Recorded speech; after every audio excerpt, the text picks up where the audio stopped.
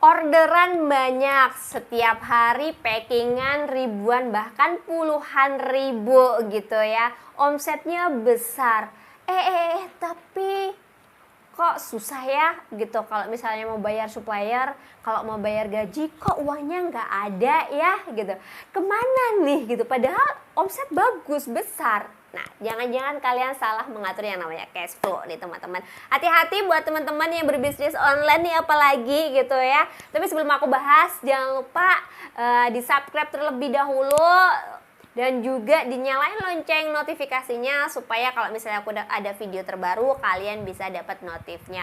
Oke, yuk mari kita bahas. Ini fenomena yang sedang banyak sekali terjadi dan kemarin sempat seliweran di FYP ku gitu ya. Ada beberapa orang yang katanya bisnisnya tuh ribuan setiap hari packingannya gitu, omsetnya besar. Tapi ketika jatuh tempo untuk bayar sewa gitu ya, sewa gudangnya, mereka nggak bisa bayar. Kira-kira kenapa ya? Yuk mari kita bedah. Biasanya karena pengaturan cash flow-nya tidak bagus. Cash flow itu apa? Arus kas. Oke, bagaimana sih caranya kita mengatur cash flow atau arus kas yang baik supaya tidak terjadi seperti itu? Oke, yang pertama adalah kalian harus memisahkan namanya uang pribadi sama uang perusahaan. Itu yang paling penting gitu. Karena kalau misalnya tidak dipisahkan, nanti gitu ya, misalnya owner nih gitu butuh uang gitu ya untuk keperluan pribadi gitu. Nah, kepake tah itu uang perusahaan untuk keperluan pribadi owner gitu ya. Nah, itu jadi kita nggak bisa membedakan nih, ini keperluan pribadi owner pakai uang mana nih, pakai uang ownernya atau uang perusahaan. Ya biasanya mati di situ teman-teman.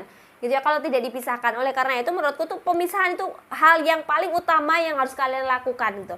Yang kedua adalah tidak adanya anggaran cash flow. Jadi kalau ada uang ya udah beliin produk. Kalau ada uang beliin aktiva. Kalau ada uang bayar ini bayar itu gitu. Tidak dilakukan perencanaan atau anggaran jangka panjang. Nah, itu yang harus kalian lakukan gitu. Kalian anggarkan nih. Kalau memang belum ada anggarannya tapi ada kebutuhannya, ada bisa nggak dari uang lain atau bagaimana? Kalau memang nggak ya di hold dulu gitu ya. Misalnya kayak aktivanya rusak tapi masih bisa pakai aktiva yang satu atau tidak gitu teman-teman. Oh nggak bisa, emang urgent nih. Nah, kalian harus pikirin kalau urgent tuh gimana nih caranya. Harusnya perusahaan itu punya uang yang untuk dadakan juga gitu, untuk yang urgent gitu. Jadi tidak mengganggu yang namanya cash flow. Catat semua transaksi yang masuk. Jadi semuanya tuh harus dicatat. Even itu cuman parkir 2.000. Nah, biasanya nih orang-orang tuh sering gampangin gitu ya, adalah ngapain lah parkir cuman 2.000. Nggak dicatat gitu ya. Jadi bentuk apapun itu biaya yang dikeluarkan tuh harus kalian catat teman-teman. Meskipun itu cuma 100 perak, 200 perak tuh harus bener-bener dicatat. Beli untuk packing lupa nggak usah dicatat lah. Biasanya tuh kayak gitu. Makanya biasanya kalau misalnya kalian sudah punya tim tuh lebih enak sebenarnya gitu ya. Jadi ada tim penjualan yang masukin, ada tim pembelian yang masukin, jadi bisa klop gitu. Jadi kalian bisa tahu nih untuk transaksi penjualan, transaksi pembeliannya gitu ya, atau biayanya. Yang selanjutnya jangan boros di stok. Jangan boros di stok tuh gimana sih? Jangan boros di stok tuh gini, ada uang terus tiba-tiba ya udahlah beli barang atau kalian produksi barang tanpa kalian riset terlebih dahulu bahwa ini barang gitu ya. Bisa akan keluar atau tidak, akan laku atau tidak. Biasanya tuh orang tidak melihat bahwa ini bagaimana ya movingnya ya, fast moving atau slow moving gitu. Hanya lihat karena slow moving ada duit kalian beli.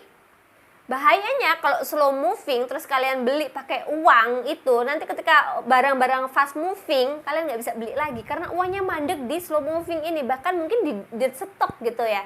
Nah, ini kalian harus pinter-pinter analisa nih. Nah, masalah cara mengatur stok ini nanti aku akan bahas di video selanjutnya. Bagaimana sih kalian harus restock, bagaimana caranya mengatur kalau orang bilang itu keluar masuknya barang, nanti aku akan bahas di video selanjutnya. Tapi yang pasti stok ini kalian harus perhatikan. Nah, hal yang tadi itu aku sampaikan tidak akan bisa dilakukan secara maksimal kalau kalian tuh pencatatannya masih manual. Nah, ini aku saranin buat kalian itu menggunakan yang namanya software gitu ya.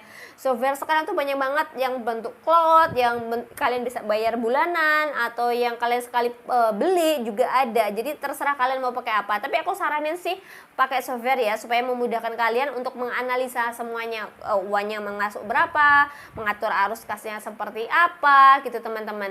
Oke, segitu dulu video dari aku. Kalau misalnya kalian mau ada saran, kritik, atau pertanyaan, boleh banget komen-komen di bawah. Jangan lupa di share teman-teman. Bye bye and see you.